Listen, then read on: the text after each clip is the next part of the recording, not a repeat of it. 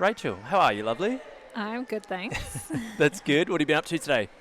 Today I went to boxing and then I taught 2 yoga classes and then I was actually here at Witch Doctor for a hot chocolate and then I chilled out, came here. Pretty Amazing. chill day. That's a big morning. How do you teach yoga after doing boxing, a boxing class? Boxing gets me really pumped up, but I always do have to run from the class and leave early, and then I like having a couple of hours stretching, so yeah, it's kind of going to something completely different, but I like having a break up in different things. Yeah. That's a big Saturday morning, but I'm guessing you're feeling like you've had that energy hit, you've had that workout, you've got the endorphins going and the blood pumping, and then you've stretched as well, so you're just like on a bliss level right now. Yeah, and definitely. A hot chocolate as well. Yeah, perfect Saturday. And it's a beautiful day. So we're at Witch Doctor right now for the people watching on YouTube.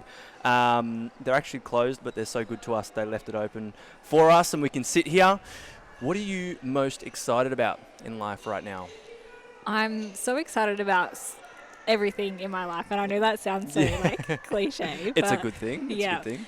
I just feel like I'm really living on purpose, doing things that are really exciting for me. And if I had to choose one thing, it would be that I'm writing a book and that I'm going to be a published author this year. So yeah, that's really exciting. I get really excited when I'm in the creation phase of things. So yeah, really loving working on that. Amazing. So this is something you're currently working on. You said it's going to come out this year. So I'm guessing you've been in a lot of creativity and hustle to get that done. Yeah, I wouldn't say hustle. It's really surprised me how much it's just flowed out. And I've written a bit under 20,000 words, which seems so crazy, but it's all just flowed. How many pages would it be? That is a bit over 100 pages. Yep. Yeah. Amazing. What inspired you to write the book? Can we know anything about it, or is it full secret? Well, I haven't really released any details outside of it's personal development style book, along with my journey, what I've been through. And what was your first question? Sorry. What inspired me? What inspired you as well? Yeah, so it's been like a lifelong dream to be a published author. I've always loved writing. I was like the 5-year-old with a journal, writing all my thoughts down. So it's just been a really big dream. And the coach that I'm working with now, she wrote and self-published her own book in 2 months. And so that kind of inspired me to do it now, thinking, if she can do it, then I can do that too in 2 months. I don't know if it'll be exactly 2 months, but just having her coach me through the process has been really helpful, just to have someone that's done it already. Yeah, awesome. So this year it's coming out. There's 4 months left of this year. So that's the plan. Awesome. Yeah. I'm so excited for that. That's very exciting to start with.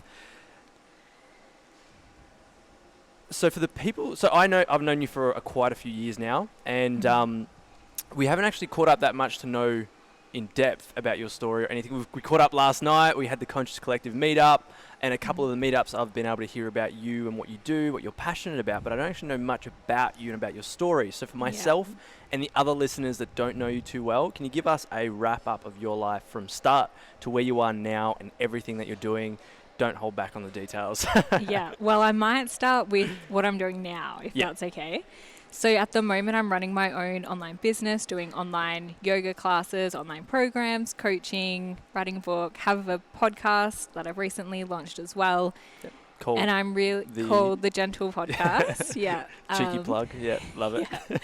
And everything I'm doing at the moment is with the intention to create a sacred space for gentle healing, to mostly working with women to help them release everything they've been holding on to that's been holding them back from actually being who they are, and to help them step into the person that they're here and meant to be. So going backwards, about a year ago, I was working full-time as a professional accountant, so huge difference. And I was doing yoga teaching, a little bit of coaching, and all of this kind of stuff on the side, casually. And for a lot of my life, since as far back as I can remember, I was someone that always was very ambitious and wanted to achieve everything. And I have done so many different things and achieved so many different things over my childhood, teen years, and up to a couple of years ago. And it was all just, I think I was just always searching for something to be fulfilled by. And for me, that was that buzz of achieving something. So I was just so deeply conditioned in my masculine to just want to do things, achieve things, think logically. And then I got introduced to mindfulness, meditation, initially because I wanted to do my accounting work better and achieve things better. But then that took me down the path of spirituality, and yoga and all of that. And through that, I really got in touch more with my feminine side, with that gentle approach that I think the world desperately needs right now. And that's really how I got into what I'm doing now. It was kind of a slow process, but quickly as well. Like sometimes I think I'm a lot older than I am, but old soul. yeah. So how was that transition from, did you love doing accounting? So you you went through university, studied that to then become an accountant. Did you enjoy doing that work, or do you enjoy? Did you currently do that? No. I lecture some accounting subjects, but that's kind of different from working in accounting. So when I first started, I really did love it. And what got me into accounting was wanting to help people run successful businesses and wanting to help people let go of the stress that comes with running small businesses. So it was coming from a place of wanting to help and wanting to teach, which is what I think I was always meant to be doing. And accounting came into it because I was really good at that subject at school. So I kind of just continued down that path. And I've always really loved business. And I think the role that businesses play in communities is so important as well. While I was at uni and working, I started working professionally in my first year of uni. So while I was doing all that, I loved it. But then when I started working full time was kind of the start of me just burning out. Like I would work full time, like 8 to 6 most days. I was on so many boards and committees, doing my postgraduate studies full time as well. So I had no gaps in my schedule. And that's really, everyone kind of told me like, oh, you're going to burn out. But I was like, nah, I can do it. And then I just had to experience Don't tell me how to myself. live my life. Yeah. Wow. So it was all that coming up that you then realized I need to slow down but also take care of myself more. Did you hit a point of burnout that was, I guess, pivotal for you? There was no like massive moment. When I look back, it was really just a slow dimming of my inner light and my being my most vibrant self. And it was a really slow process. And then I kind of got to a point where I was like, I actually don't want to do this anymore. And I looked at the people that were like my managers and direct reports at work, and I just thought that I never want to do their job. Like, why am I even being here? Me being here is preventing opportunity to the people that want that. And so because I spent tens of thousands of dollars on university, was working for 8 years, and there was so much family and social pressure as well. Like, everyone thought I was just stupid for leaving this, like, good accounting job to be a yoga teacher. So, it was just, but I just knew that I couldn't live like that anymore, being that half, like, dimmed down version of myself. Yeah, and I think a lot of us do fall into that trap of going into a career that we did like at one stage, but slowly, I guess, that ambition, that excitement, dimming. I loved how you explained that, dimming, that light dimming. But then we stay in it because it's secure, it's good money, and it's because we've always done it, and that fear of going into something new, but we stay in it, and it can be, a journey that lasts a long time of staying in it. And I'm so glad that you realised that, in such a short time that it's like, nah, I don't want to stay in this and continue this for the next 20 years. Yeah. I'm going to transition now. Yeah. And when it's that slow dimming, I definitely got to a point where I was like, oh, like, am I the failure? Am I just not trying hard enough? And especially when there were people working with me who were so designed to do what we were doing there, that they were just thriving. I was like, why aren't I as good as them? Like, why can they do it and I can't? When I think really when we just step back and go into the things that we're actually designed to do and that we're really good at and we really enjoy doing as well, we'll all thrive when we're doing those things. And I just was never going to thrive there. I probably tried to force it for a little bit too long. Yeah. Yeah, definitely when you try forcing things in life, it doesn't turn out that good. It creates a lot of resistance as well. Yeah. And I can see now, even from your transition of, again, we never used to like kind of hang out all the time or anything like that, but even transition of on social media and Facebook, just seeing how now you do look like you're more lit up in life and you're doing things that you love and you're getting out there, and it's amazing that we connected at the time that we did, where we are both doing something that we really love. So my question is would you say you're living your purpose? Yeah. Yeah.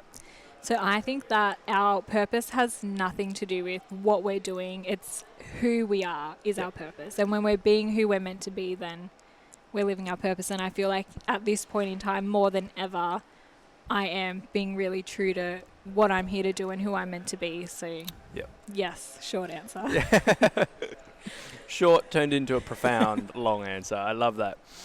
So what is success to you? And I know that might have changed being in a corporate environment to then now, but I'm very curious to know what it is for you. Yeah, what does success look like? So for me, really, it comes down to enjoying what I'm doing and feeling good at what I'm doing. And yeah, there might be moments of a challenge or something I need to work through, but it's always with the intention of doing something that I'm really enjoying, that I'm excited to put out, and that feels expansive and freeing for me.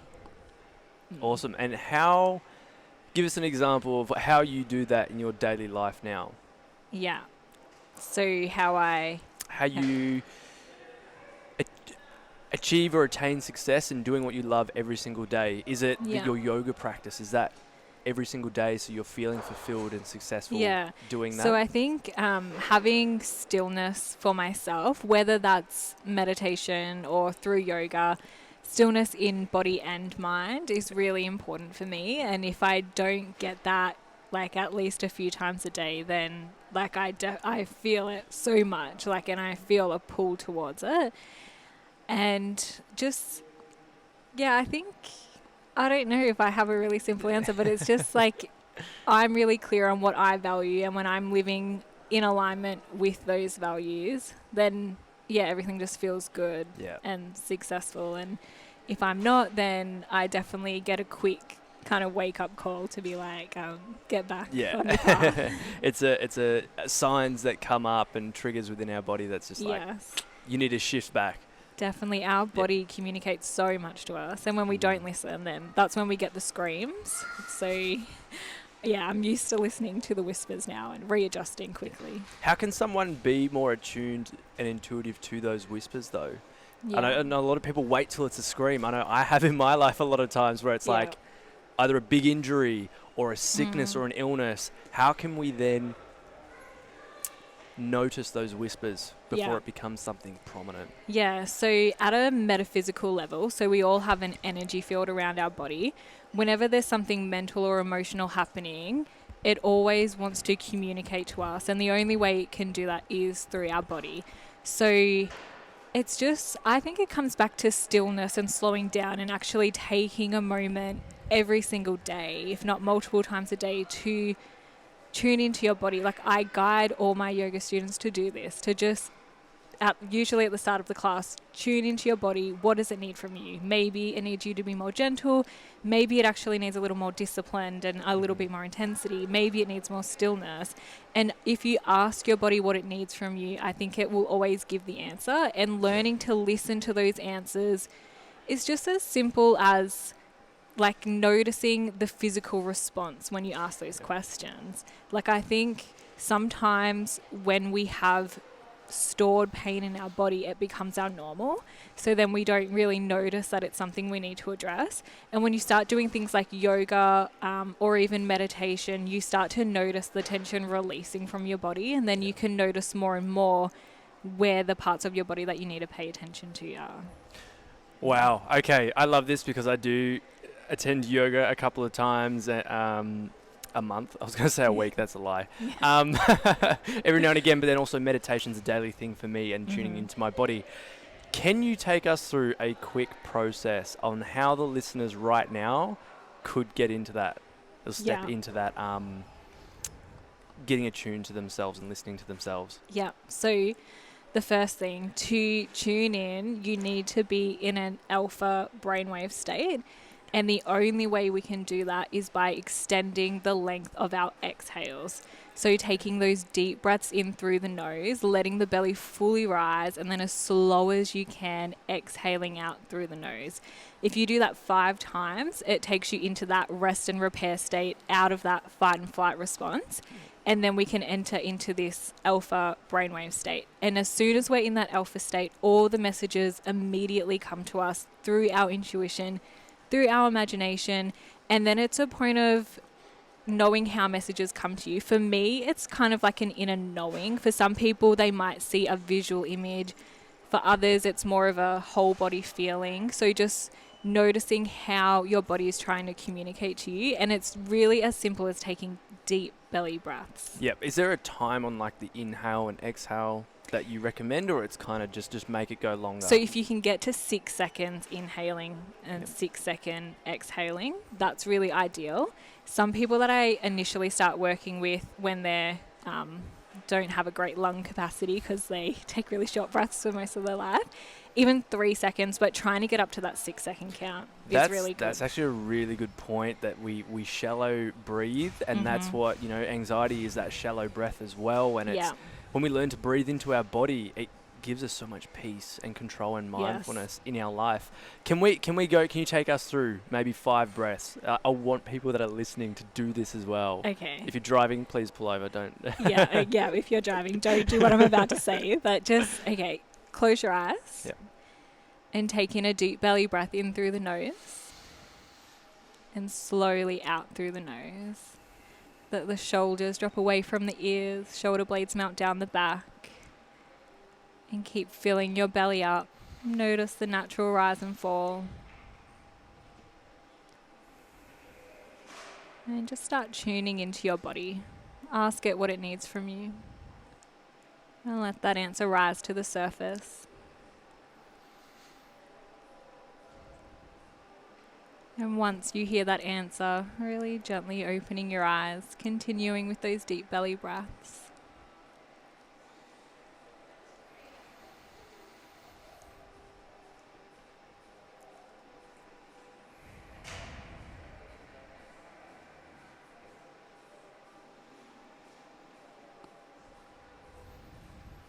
How was that? You look really relaxed. Was I not relaxed before? No, you didn't. I think I so. love it, So when I notice straight away when people are tense, because their shoulders are like, you Yeah. can't see what I'm doing, but I'm pushing my shoulders up to my If you're ears. watching on YouTube. Oh, yeah. So people will like go around like this, like breathing, and like as soon as you just relax your shoulders, breathe in through your nose, you're instantly more relaxed. So we need to be in our alpha brainwave state to access our highest form of intelligence. Yep. And so often people are so stressed that they never get into that state, so they never receive their intuitive messages, and they never realize that they actually need to slow down. Yeah, I feel so good right now. Amazing. I thought I was zen coming into this. I'm just extra zen right now. 10x that. Yeah. So how often would you recommend doing that? Would you say do that in the morning, at night, or just whenever you can pick yourself up? Yeah, I would say definitely every day, and creating a ritual around it is really important, because if we do it at the same time every single day, our brain knows as soon as it's that time and we sit down, it's time to relax, and we train our brain to be relaxed.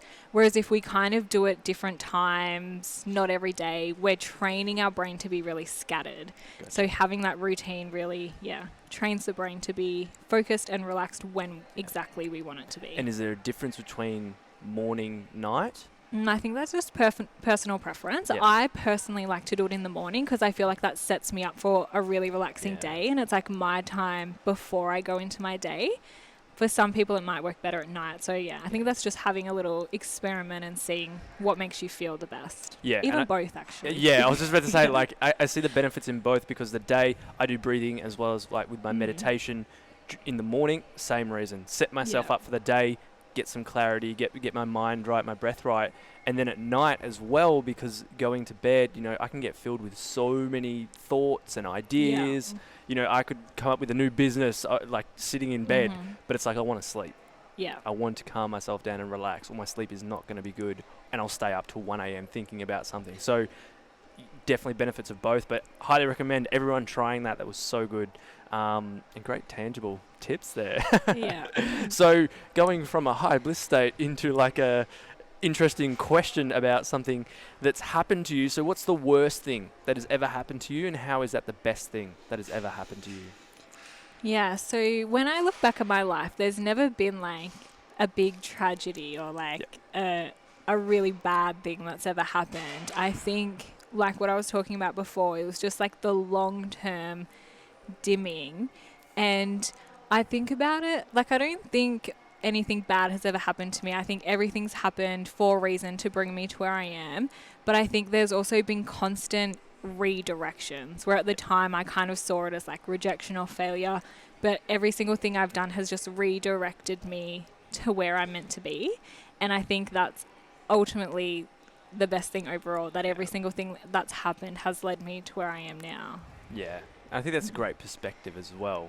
Like even Yeah. that dimming of the light was like, in the moment it was probably terrible, but now you can see it as that perspective of, I'm grateful that it happened now. Yeah. It didn't happen 10 years later when I've got all this youth still in my 20s. Yeah, definitely. Because even like all the things that I was doing that were dimming me, they always like introduced me to a new person or made me learn a skill or something. So everything that I've learned along the way has contributed in some way to what I'm doing now. Yeah, on this path now. Yeah. So what is the best advice you've ever been given?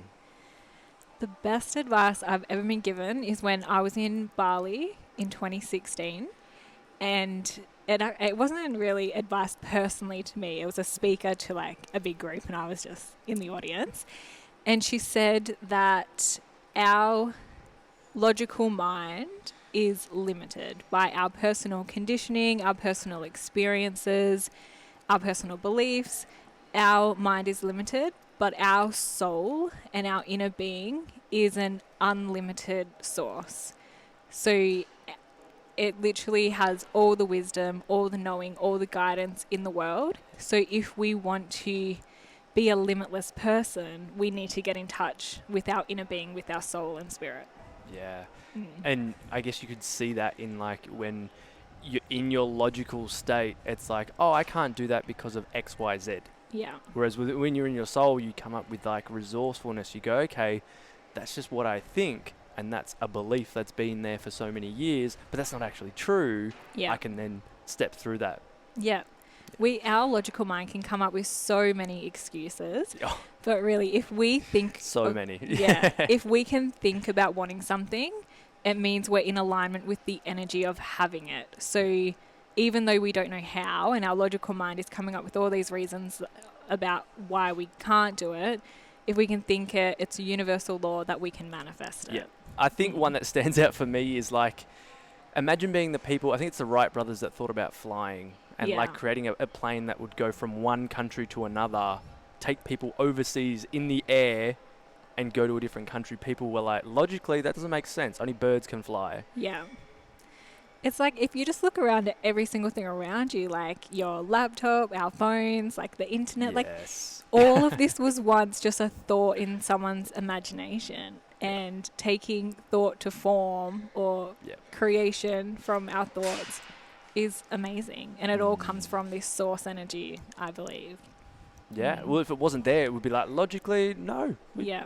This thing, having a piece of, I guess it's metal, I'm not sure what it is, whatever material it is that can connect me, can record this podcast, but then also distribute it out to thousands of people that listen to it around the world. Logically, that doesn't make sense. Like, Like who would think of that? Like that can't happen. But it is. A lot of things are happening, and it came from, again, someone having that idea and going, I'm going to follow that. I believe in this. Steve Jobs. Yeah. One of them. One of many at Apple. So, what advice would you give your 16-year-old self? Yeah. I don't think I would give my 16-year-old self any advice because I wouldn't ever change anything on my journey. But advice I would give to 16-year-olds now is that you don't have to have it all figured out right now. You can always adjust, redirect yourself, And I think we're all always going to be guided along the path that we're meant to be. So, yeah, you don't need to make every plan for your future right now. Yep. So just remember that you are going to be guided. Yeah, you're going to be guided. And we have so much power in our choices. And even if we make the wrong choice, we can always make another choice. Powerful. So what would your 16-year-old self listen to that? Was your 16-year-old self trying to plan everything, make everything happen that you thought it had to be this way? Yeah, so my 16-year-old self was a very ambitious person that thought she knew everything, that just wanted to achieve everything. Yeah. So not a bad trait to have. She probably wouldn't have listened to that, but it would have been good to have planted the seed earlier on. Yeah. Be patient. Yeah. Allow it to happen. Don't create that resistance, as we were talking about earlier. Yeah. So how do you think people can become more fulfilled in their life? I think the first step is awareness on the life they're living, and if that is really in alignment with how they want to be living. Yeah. And to be fulfilled, we need to be living in align with our values, with our priorities, and with who we're meant to be, what we're meant to be doing in this world. Yeah, it made me think of, I asked this question on Instagram about are you living your dream life? If you're not, is it because you're too afraid to say what you actually desire, or are you disconnected from what you do desire? And I thought everyone was going to say they're disconnected, but majority, I think it was 80% of people said that they know what they want. They're just so afraid to say it out loud. Wow, and, why? Yeah. And so, why do you think that is? Well, I personally messaged a few of these people, and they did tell me what their dream was. And I just said, I'm not going to tell anyone, complete confidence. It will just be so empowering for you to say it to someone. And it was massive life changes that they wanted to make. Yep. And just everything that they said, I can just imagine, even in my own life, the family pressure, the societal pressure, it was kind of going against the norm of the cultures in our world today. So I think we all want to feel connection. We all want to fit in, and it can create a lot of fear when we want to do something that's not aligned with what the majority of people we spend time with are doing. Mm-hmm. Whoa. Yeah. So it was actually allowing people the space to say, what they actually want to do. Yeah. And speak it. Yeah. Yeah. Just saying it out loud, just declaring it to the universe is so powerful. Once we declare it and commit to being ready to it, we can really do anything. Yeah.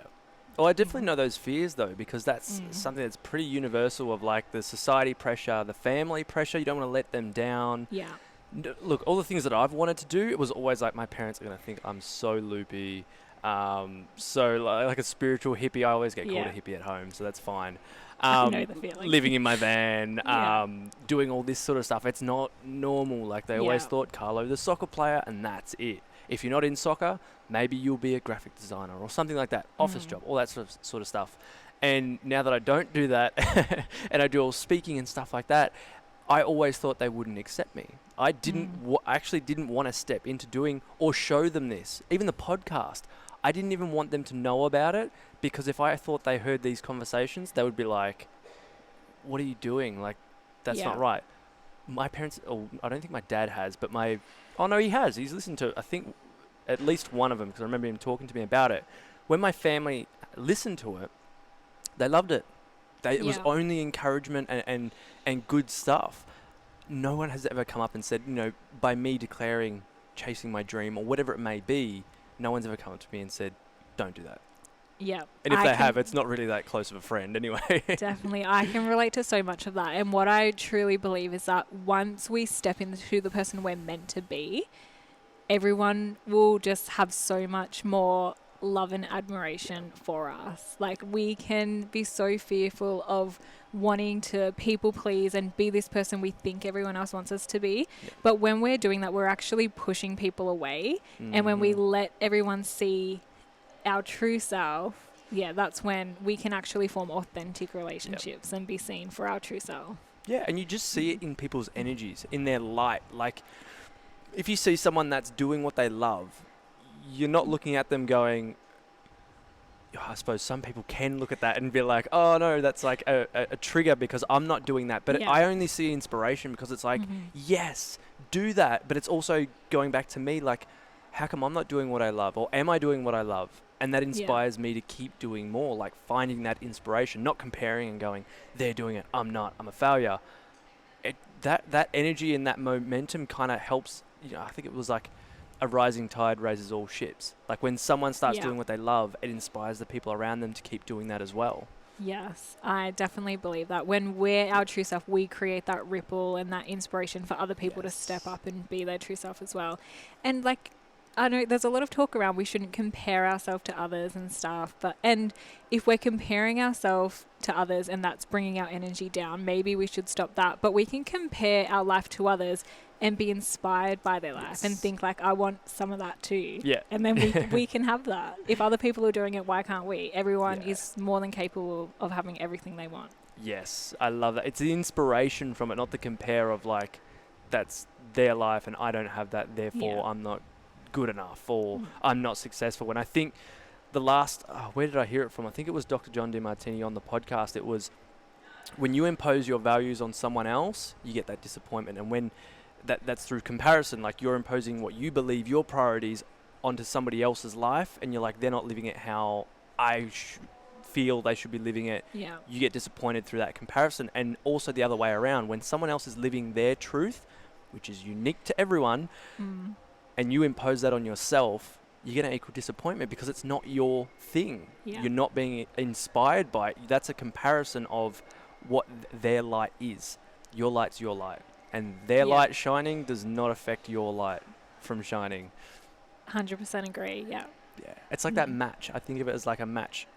That spark, but it's not just the spark that keeps the fire going. You need to keep, I guess, putting air onto it, but then also building the wood as well, and that's your light to keep that. But other people can spark that for you, and not to, I guess, get down in that.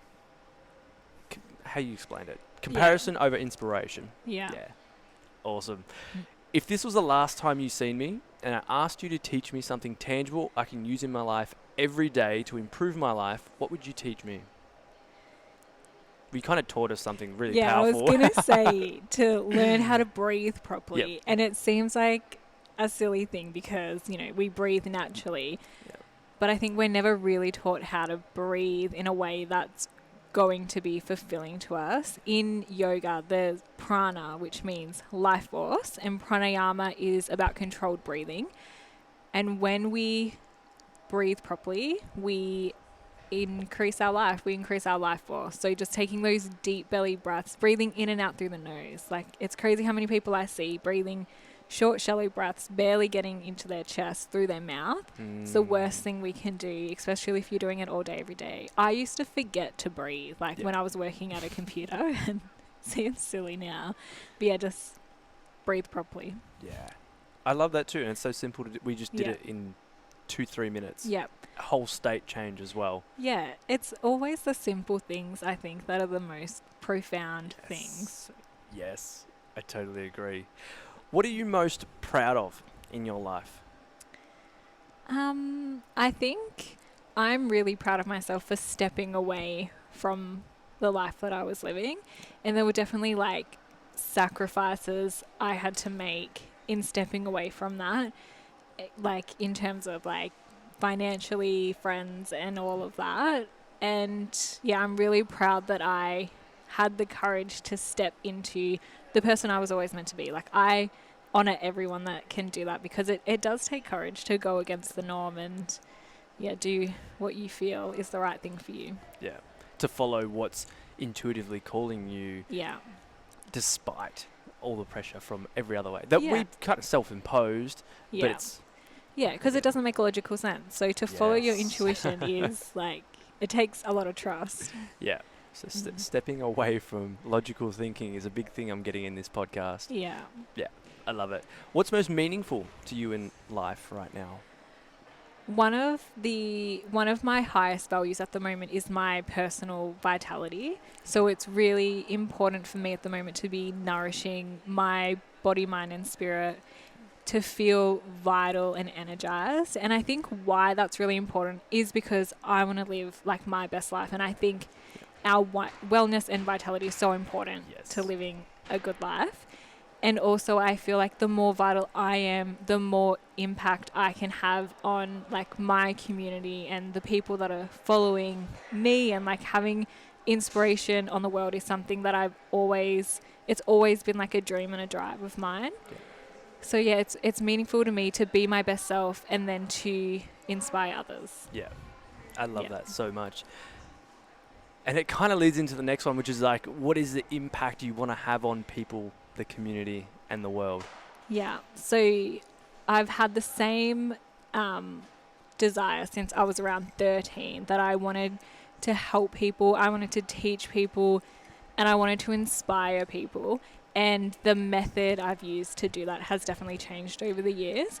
But the impact I want to have is just to inspire everyone to trust their inner light and to live the life that they're here to live. Like, we're humans that are meant to be having an enjoyable human experience. Yep. So there's no point dimming our light. There's no point creating this suffering for ourselves. A lot of the time we are creating it for ourselves. You know, there are extreme examples where we're not, but you know, we're here to enjoy our life. So I want to inspire everyone to know that they're more than capable of doing that, and they can live a life that is beyond their dreams as soon as they're in touch with their intuition and with their true desires. Yeah. Man, there's so many things in this episode that you've spoken about that touch on that. And one way to get in touch is through the breath work, is through connecting with the soul and quietening the mind to actually listen to what's calling you through the light. You know, through that vitality of yourself. That's a massive lesson for everyone to take away and like look after their whole being, because that then up levels their life to be able to live their best life, however you want to say it. The one question I have for myself and for the listeners is, how can someone do that when they feel they're in a place where there is so much pressure to stay in what they're doing? Yeah. Maybe they are in an office job, maybe they're in a relationship, maybe they're in a situation where there is a lot of pressure. Maybe they do the breath work, but it's like, I just can't seem to step away from that resistance to then step into my light. Yeah. So I think our point of power is always in the present moment and in our choices. And the way we create the most power in our choices is by having clarity. So if we are unsure about what it is exactly that we want, then we have no way to effectively filter competing opportunities or competing things. So the first point of call is to get complete clarity. And how you do that is trusting your intuition. Yep. Ask your intuition, ask your soul, like whatever name you want to give it. Ask your inner light, like how do we actually want to be living? And maybe you can just free form write, just let the answer flow out of you, create your vision board. There's so many different ways you can get clarity, but get that clarity and then use your choices as your point of power to go towards that life. And once you have the clarity, then all the opportunities and the universe will throw tests at us to see if we're actually sure about that clarity we've created. Use the clarity to go towards what you're saying you want. And once we declare what we want to the universe, the opportunities will always arise to take us there. Sometimes we give up too easily at the first obstacle, but the universe is only testing us to see if we're really sure about what we're saying we want. Yeah. So how does someone get clear on what they want, though? That's one thing that I know I struggled with at the start until I had a mentor kind of come in and ask the right questions. But how did you find clarity on what you wanted? Was it breaking down each area of your life, or was it a general, I guess, your mission of inspiring people, but then figuring out what that looked like? Yeah. I think number one thing you can do, there's so many different things you can do. One thing is asking yourself what creates joy for you. And I know so many people that are so disconnected from what they enjoy doing, what creates joy. So even thinking back to when you were a child, what created joy? For me, it was, I loved playing schools with my 3 younger sisters and teaching.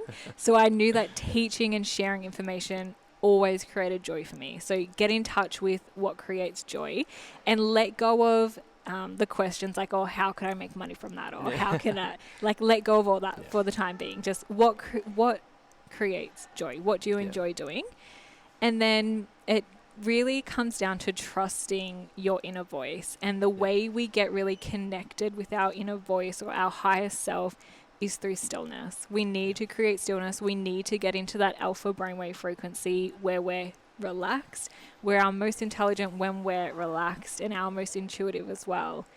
So finding out what you enjoy, creating stillness in your life, and just trusting that you're so capable of finding the answers for yourself. You don't need people to come in and tell you what to do. Yes, coaches, mentors are amazing at guiding us and maybe getting us to that point a little quicker, but we have everything we need already within us, and we're so capable of creating all the clarity for ourselves if we just sit and allow the answer to come and rise to the surface. Yeah.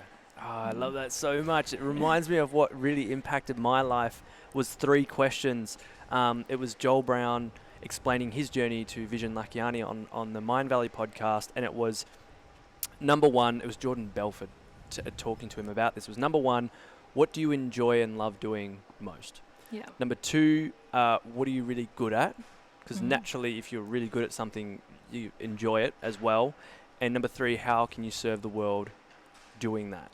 Yeah. Monetary or not, it's just how can you serve? And that's where your fulfillment comes from.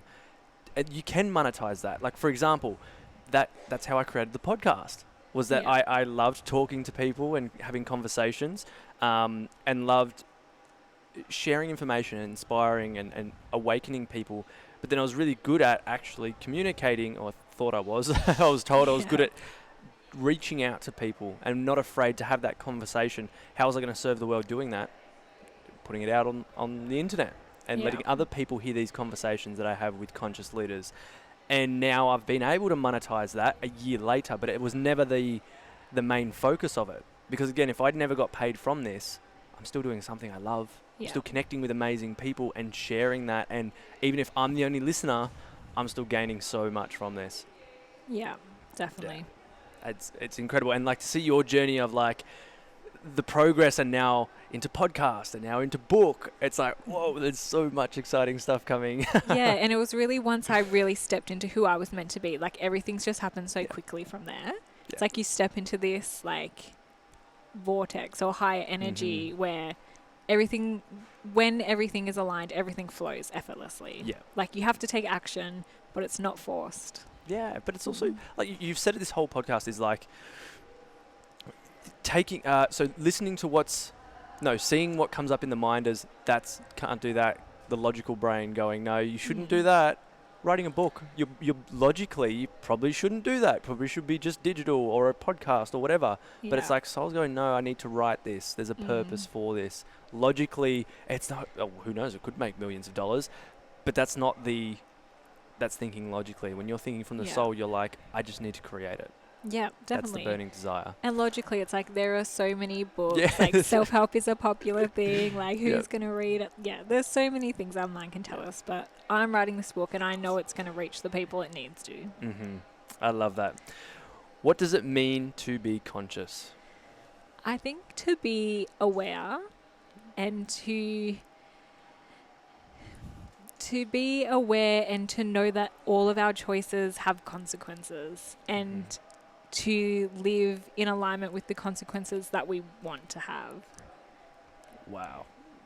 I love that. Yeah. So being aware of the consequences of the choices we make, so consequences that could be good and could be bad, but just being aware of those and then choosing what aligns with us. Yeah, like for example, like even what we eat, what we drink, like everything we buy pretty much has wider consequences than what has consequences to our health, relationships, but so much wider.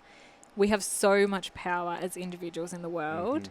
And when we're really aware of the consequences and we choose to act consciously, I think it all comes down to that, I think. Yeah. Awareness to start with. Even that, like, if you extend on that, it's like what we support will then support who's then creating that product.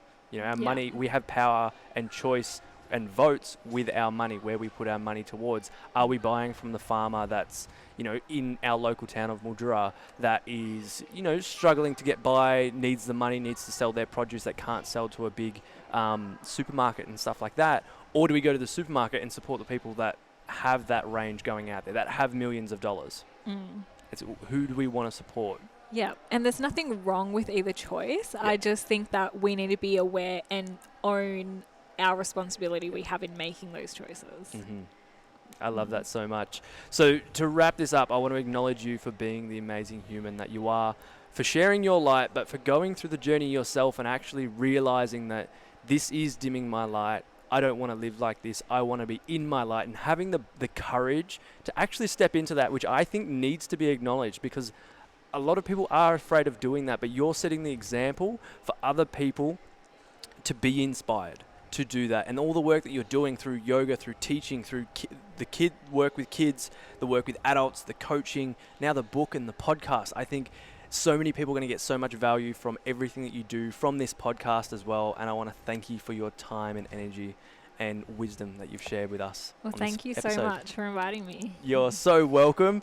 I cannot wait for our next catch up, and I'm sure we'll have another conversation that'll last another hour as well, like this one. So much good stuff to talk about. So if anything in this has triggered you, if anything has inspired you, please reach out to Rachel or myself. What are your socials so people can connect to you, or the best way to connect with you? You can find me at by Rachel White on Instagram and Facebook, or my website byrachelwhite.com. Always happy to chat, and if anyone wants to reach out, I'd be more than happy to talk to you. Amazing. So follow all of them so you can keep updated on the programs and the book that's coming out. Also, Instagram, if you do a screenshot of this, post it up, tag us both in it. If you reach out, we will respond. We love feedback and we love connecting with people. So make sure you do that as well. And until next time, take care everyone. Peace.